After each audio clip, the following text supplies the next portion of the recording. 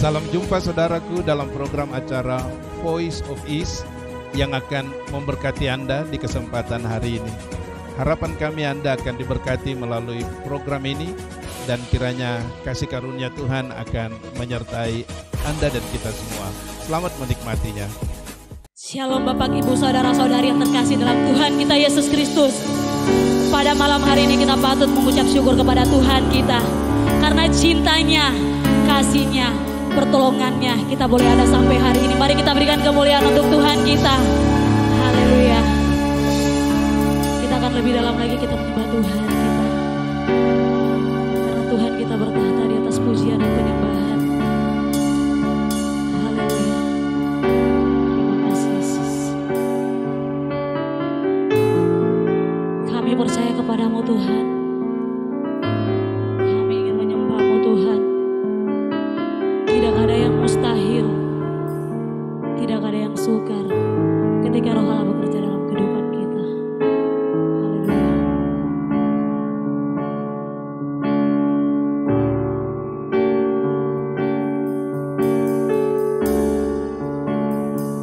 Haleluya.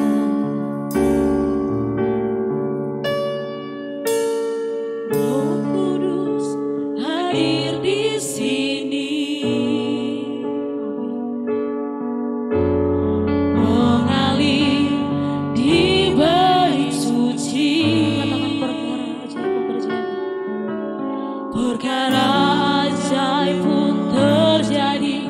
Kuasa mujizat nyata karena Roh Allah sedang bekerja.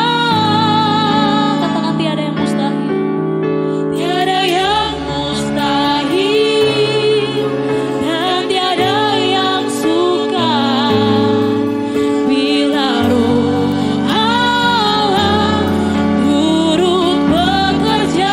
Sekali lagi katakan tiada yang mustahil.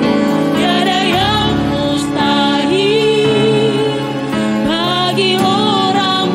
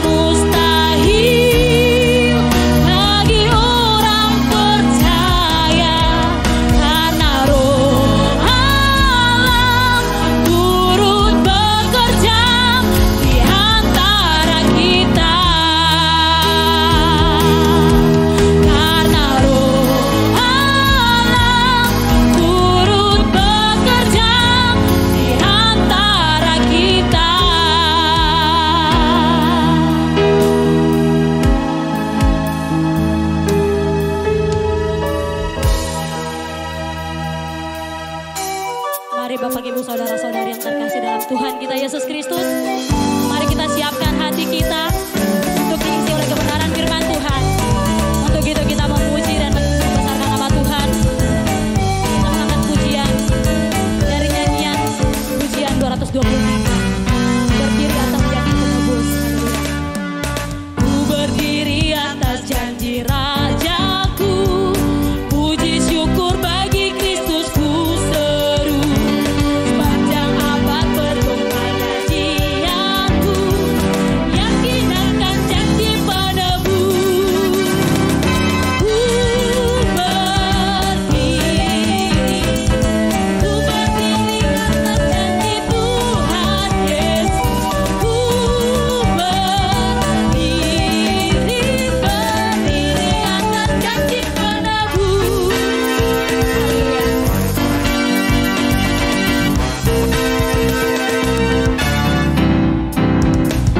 Berdiri atas janji yang teguh, walau topan bimbang ragu berderu. Firman Allah sumber kemenanganku, yakin akan janji penebus.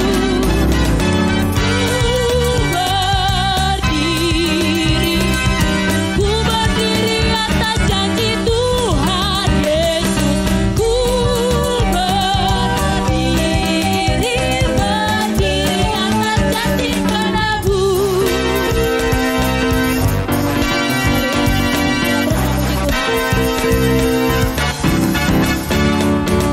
Berdiri atas janji Tuhanku, kasih-Nya kekal tetap mengikatku. Sabdanya bagai senjata yang ampuh, yakin akan janji penebus. Katakan ku berdiri. Ku berdiri atas janji Tuhan Yesus. Ku berdiri atas janji penebus.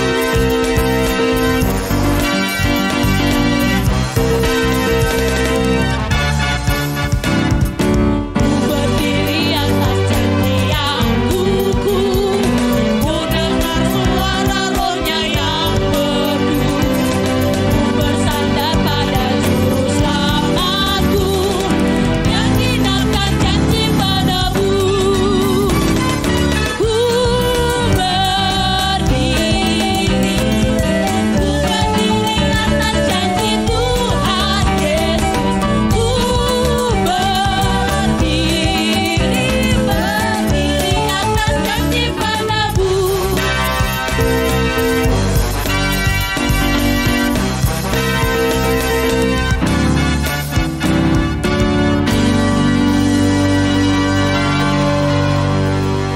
Salam sejahtera buat kita semua. Bapak Ibu Saudara yang dikasihi dan diberkati Tuhan. Pada kesempatan yang berbahagia ini, kami kembali hadir memberkati Bapak Ibu melalui kebenaran firman Tuhan. Sebelum kita membaca firman Tuhan di hari ini, mari kita berdoa. Terpujilah nama-Mu ya Tuhan, Raja di atas segala raja, Tuhan di atas segala Tuhan, yang berdaulat di alam semesta, yang telah memberkati dan mengasihi kami. Kesempatan ini kami akan mendengar kebenaran firman-Mu. Kami mohon pimpinan dan tuntunan Allah melalui kuasa Roh Kudus-Mu yang akan menyertai dan memberkati kami. Kami serahkan waktu ini ke dalam tangan Tuhan. Di dalam nama Tuhan Yesus kami berdoa. Amin. Saudaraku, hari ini saya mau mengajak kita untuk membaca bagian kebenaran firman Tuhan yang terambil di dalam Perjanjian Baru, 2 Timotius pasalnya yang ketiga, ayat 1 sampai dengan ayatnya yang ke-9. 2 Timotius pasal 3 ayat 1 sampai 9. Firman Tuhan berkata demikian. Keadaan manusia pada akhir zaman. Ketahuilah bahwa pada hari-hari terakhir akan datang masa yang sukar. Manusia akan mencintai dirinya sendiri dan menjadi hamba uang. Mereka akan membual dan menyombongkan diri. Mereka akan menjadi pemfitnah. Mereka akan berontak terhadap orang tua dan tidak tahu berterima kasih. Tidak mempedulikan agama, tidak mengasihi, tidak mau berdamai, suka menjelekkan orang, tidak dapat mengekang diri, garang, tidak suka yang baik, suka mengkhianat, tidak berpikir panjang, berlaga tahu, lebih menuruti hawa nafsu daripada menuruti Allah. Secara lahiriah mereka menjalankan ibadah mereka, tetapi pada hakikatnya mereka memungkiri kekuatannya. Jauhilah mereka itu. Sebab di antara mereka terdapat orang-orang yang menyelundup ke rumah orang lain dan menjerat perempuan-perempuan lemah yang syarat dengan dosa dan dikuasai oleh berbagai-bagai nafsu, yang walaupun selalu ingin diajar, namun tidak pernah dapat mengenal kebenaran, sama seperti Yanes dan Yambres menentang Musa, demikian juga mereka menentang kebenaran. Akal mereka bobrok dan iman mereka tidak tahan uji. Tetapi sudah pasti mereka tidak akan lebih maju, karena seperti dalam hal Yanes dan Yambres, kebodohan mereka pun akan nyata bagi semua orang. Saudaraku yang dikasihi dan diberkati Tuhan, tema khotbah saya pada hari ini saya ambil sesuai dengan tema pembacaan Alkitab kita, yaitu keadaan manusia di akhir zaman. Bagian firman Tuhan ini sudah memberitahukan kepada kita Bapak Ibu Saudara, bahwa pada akhir zaman akan datang masa yang sukar. Dan masa yang sukar itu Bapak Ibu Saudaraku sedang terjadi pada saat ini.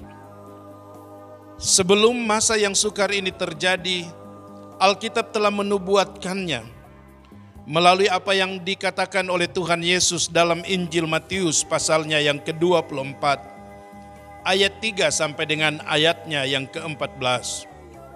Dalam bagian itu Tuhan Yesus bicara tentang permulaan penderitaan yang akan terjadi terhadap kita manusia di atas muka bumi ini. Kalau kita bicara tentang hari-hari terakhir akan adanya masa yang sukar. Coba Bapak Ibu Saudara melihat apa yang sedang terjadi sekarang. Kita melihat ada wabah di seluruh dunia yang menyebabkan jutaan orang meninggal.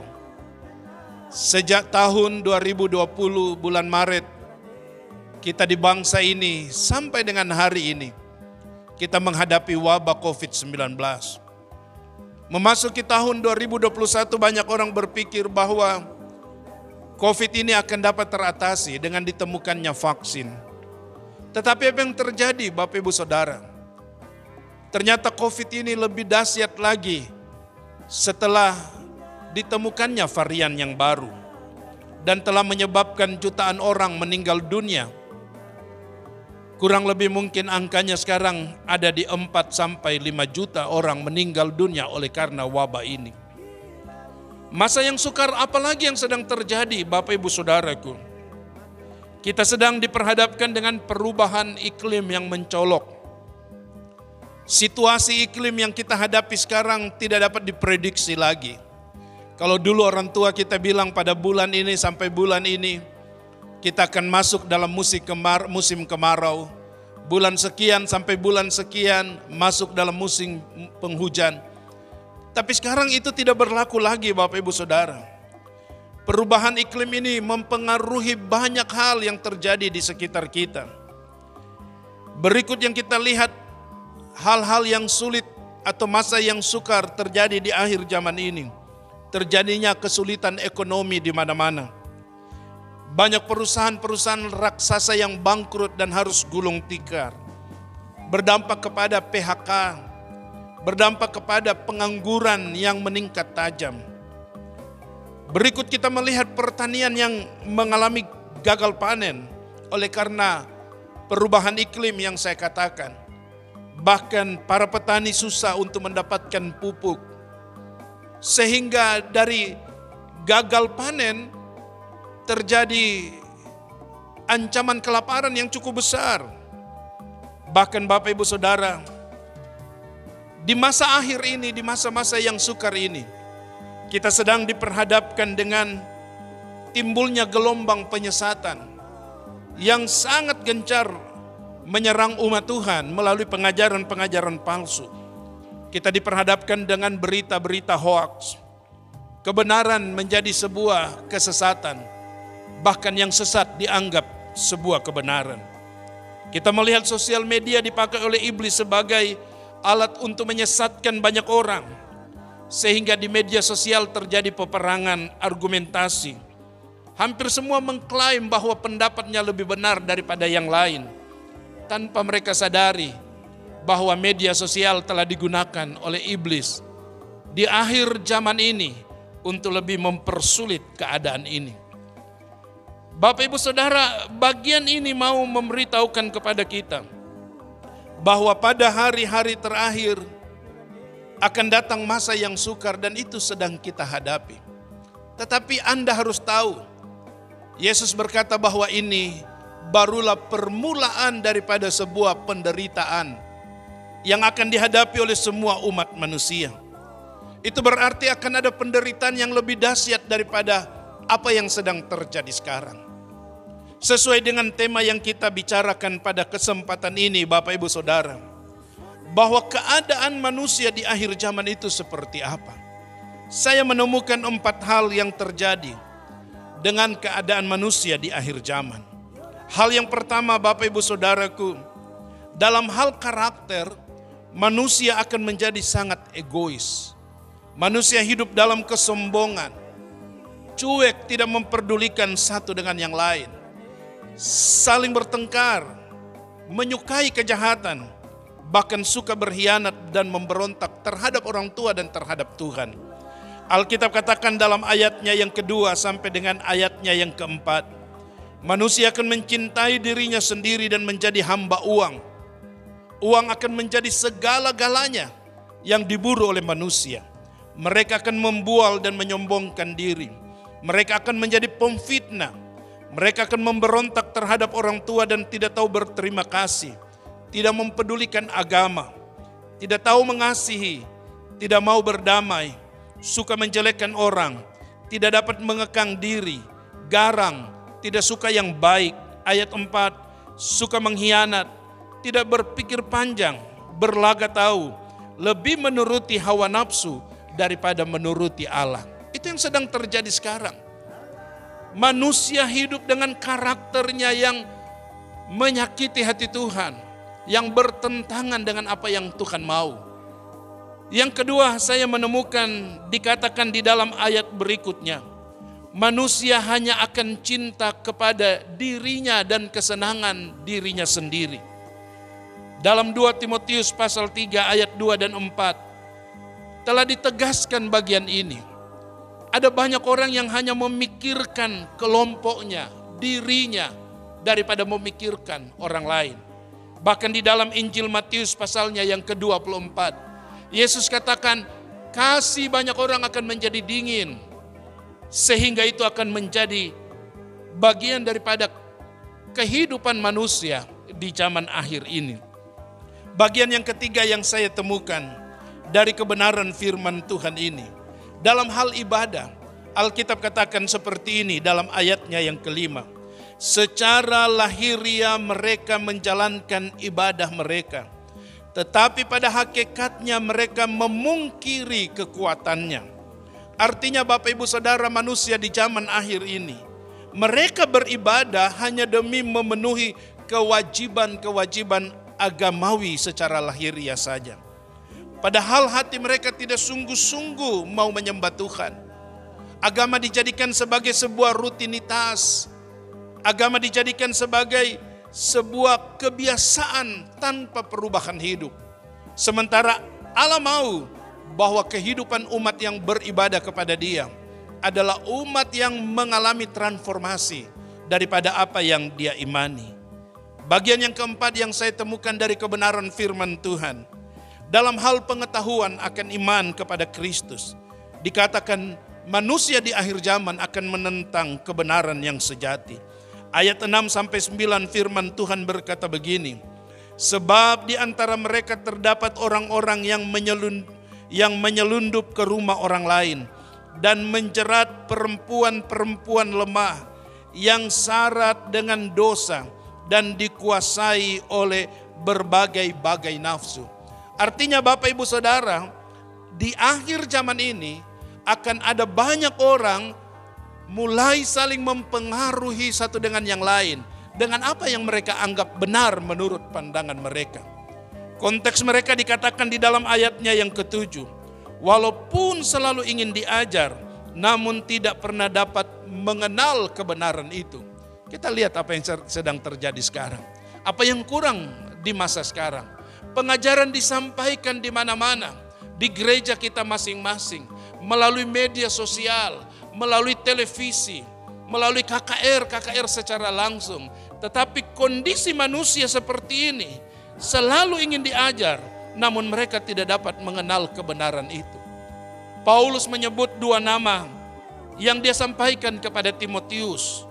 Dikatakan di dalam ayatnya yang ke-8 dan ayatnya yang ke-9. Mereka sama seperti Yanes yang Yambres, menentang Musa. Demikian juga mereka menentang kebenaran. Akal mereka bobrok dan iman mereka tidak tahan uji. Tetapi sudah pasti mereka tidak akan lebih maju.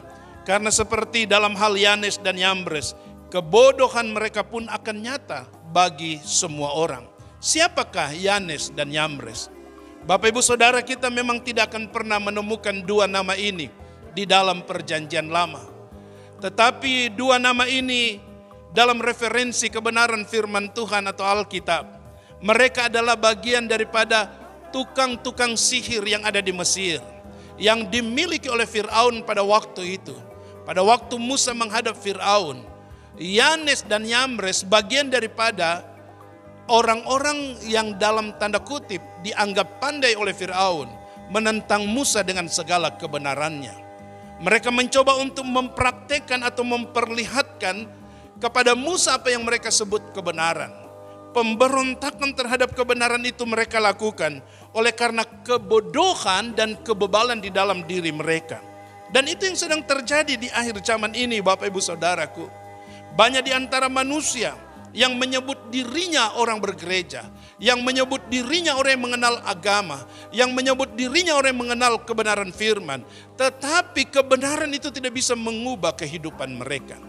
Itulah kondisi manusia yang sedang kita lihat di akhir zaman ini. Pertanyaannya sekarang, bagaimana sikap kita untuk menghadapi masa yang sukar dan menghadapi keadaan manusia di zaman akhir ini? Mari kita belajar dari apa yang dikatakan oleh firman Tuhan. Yang pertama Paulus katakan kepada Timotius dalam ayatnya yang kelima bagian akhir. Jauhilah mereka itu. Dalam Efesus pasal 5 ayatnya yang ke-7. Masih apa yang dikatakan oleh Paulus kepada jemaat di Efesus. Saya ingin bacakan kepada Bapak Ibu Saudara. Dalam Efesus pasal 5 ayatnya yang ke-7. Firman Tuhan berkata demikian. Sebab itu janganlah kamu berkawan dengan mereka. Persoalannya yang menjadi pertanyaan kita di kesempatan ini. Mengapa kita tidak bisa bergaul dengan orang-orang yang seperti itu? Karena dalam 1 Korintus pasal 15 ayatnya yang ke-33. Paulus juga menegaskan kepada jemaat di Korintus. Bahwa pergaulan yang buruk bisa merusak kebiasaan yang baik. Tahukah saudara? Strategi yang dibangun oleh iblis di akhir zaman ini. Yang pertama, iblis mau merusak kepercayaan orang-orang beriman dengan dusta yang dia buat, kebenaran yang diputar, kebenaran yang digelapkan, kebenaran yang coba untuk diselundupkan. Karena Alkitab mengatakan dalam Injil Yohanes pasalnya yang ke-8, ayat 42 sampai 44, bahwa iblis adalah bapa pendusta. Dan itu sudah terbukti dalam strategi yang iblis lancarkan untuk menjatuhkan manusia supaya menjauhi Allah. Coba lihat apa yang terjadi di Taman Eden. Iblis memutarbalikkan kebenaran untuk menjatuhkan Adam dan Hawa di sana. Coba lihat apa yang strategi yang dibuat oleh iblis pada waktu dia mencoba Yesus di padang gurun. Iblis juga mencoba untuk memutarbalikkan kebenaran itu. Tetapi Yesus bisa melawannya atau mengcounternya dengan kebenaran firman Tuhan. Dan ini juga yang sedang dilakukan oleh iblis di akhir zaman ini, Bapak Ibu Saudaraku. Iblis mencoba untuk merusak kepercayaan orang-orang beriman dengan dusta-dusta yang dia bangun. Dia timbulkan propaganda, dia timbulkan provokasi, dia timbulkan stigma-stigma yang negatif untuk menghasilkan kekacauan. Coba kita perhatikan apa yang sedang terjadi di sekitar kita sekarang. Kebenaran dianggap sebagai sebuah berita bohong. Tetapi berita bohong yang kita kenal dengan hoax dipercaya sebagai sebuah kebenaran. Orang mulai meragukan COVID ini benar ada atau tidak. Orang mulai meragukan vaksin. Sehingga banyak terjadi kekhawatiran di mana-mana. Ketakutan melanda umat Tuhan.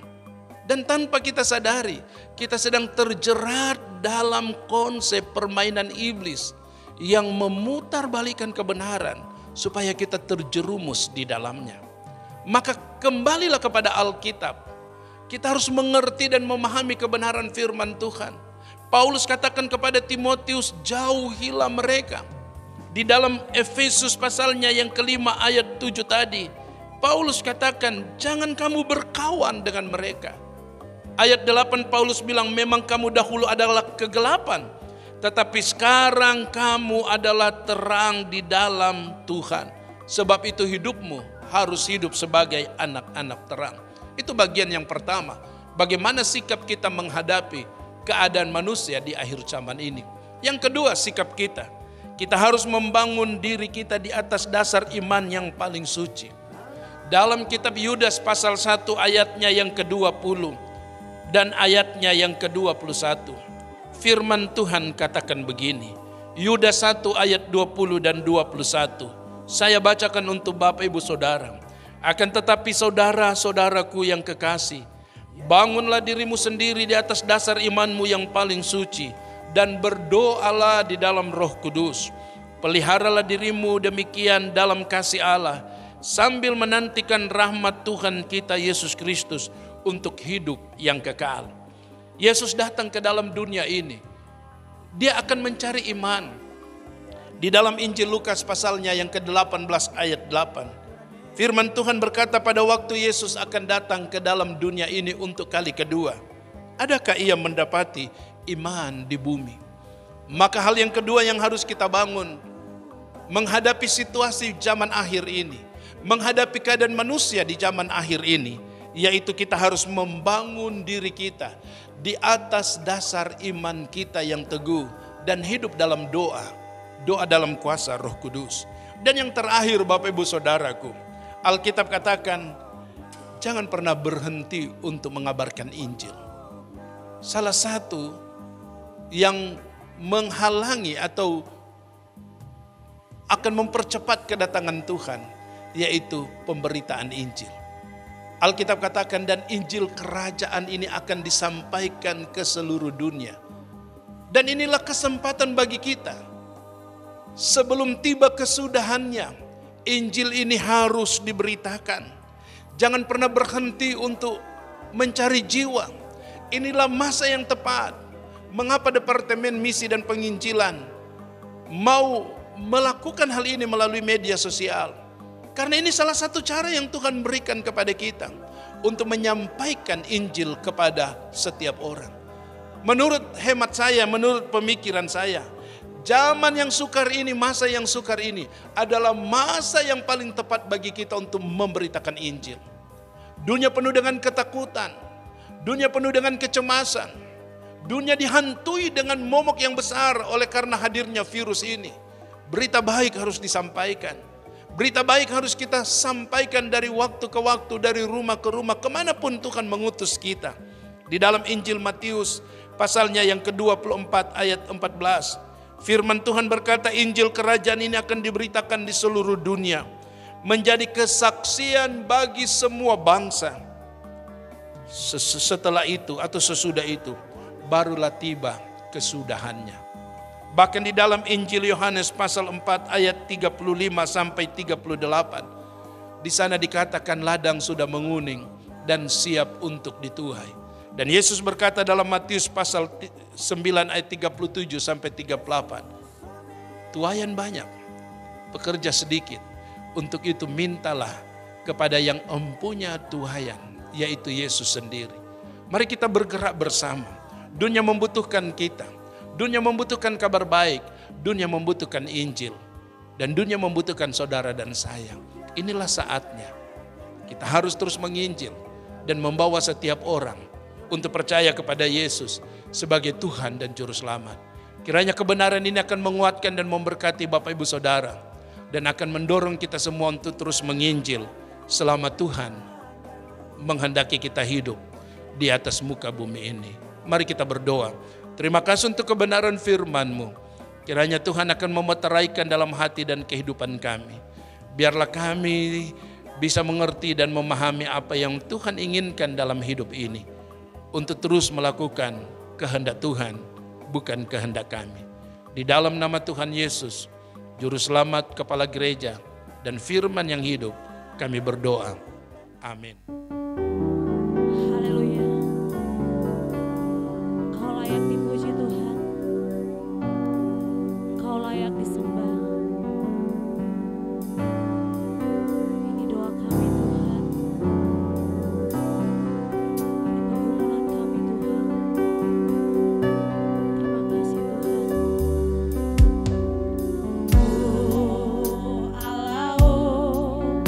Antambah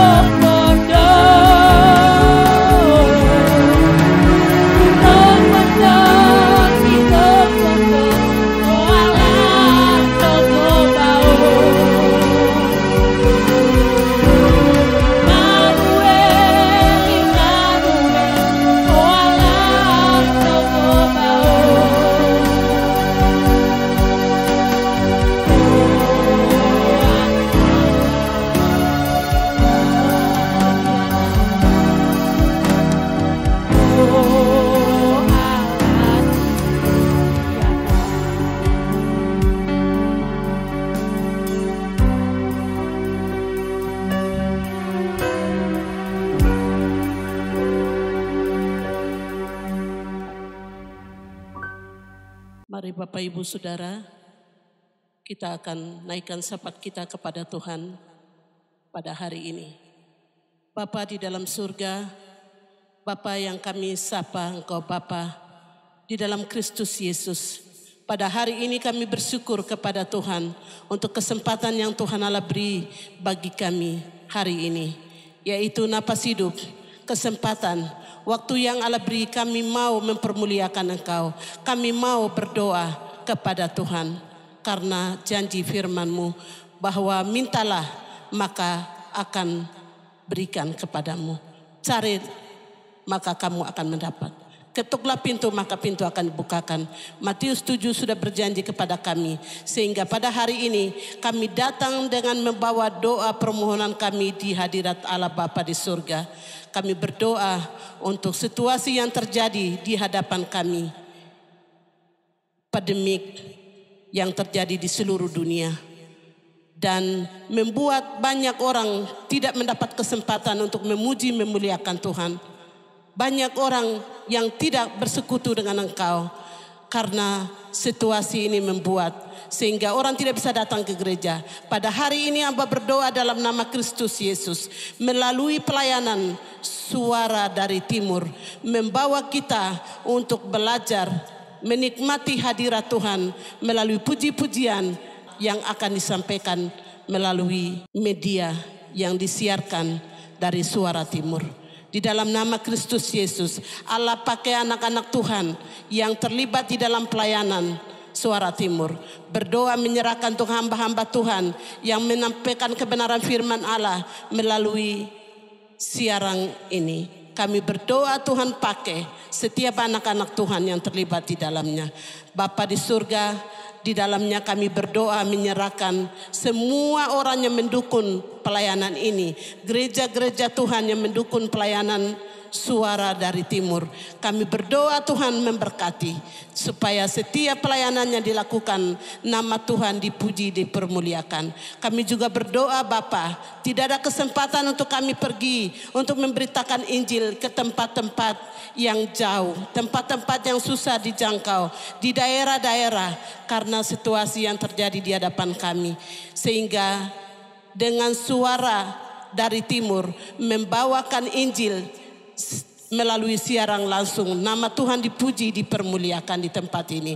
Berdoa Bapa di surga, banyak orang-orang percaya maupun orang yang tidak percaya, pribadi, keluarga yang sedang menyaksikan Suara dari Timur, mereka dapat diberkati melalui pelayanan ini dan mereka juga boleh diberkati oleh Tuhan.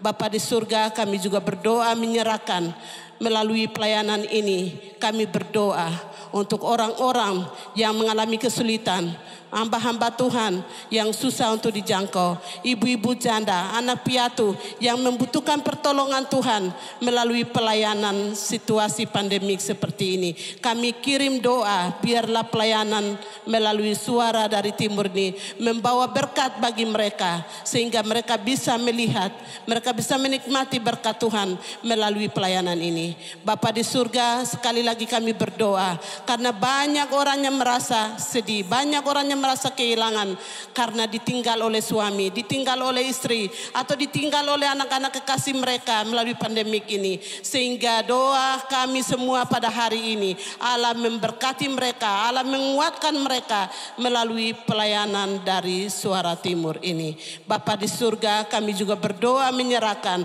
pelayanan ini bisa menjangkau jiwa-jiwa yang belum percaya Tuhan ada di luaran sana. Kami berdoa biarlah pada waktu mereka melihat, mereka mengikuti pelayanan ini, pelayanan Suara dari Timur, mereka boleh diberkati melalui berkat-berkat yang mereka terima, melalui kebenaran firman Allah, melalui pelayanan musik, melalui doa. Kami memberkati mereka. Bapa di dalam surga, kami percaya Bapa, kami terbatas sebagai manusia biasa. Tapi Tuhan Allah yang tidak terbatas akan pergi memberkati setiap orang yang punya kerinduan untuk mendengar. Dan setiap orang yang punya kerinduan untuk melayani Tuhan. Melalui pelayanan ini nama Tuhan dipuji, dipermuliakan. Dan kami juga percaya bahwa banyak jiwa yang akan dimenangkan melalui pelayanan Suara dari Timur.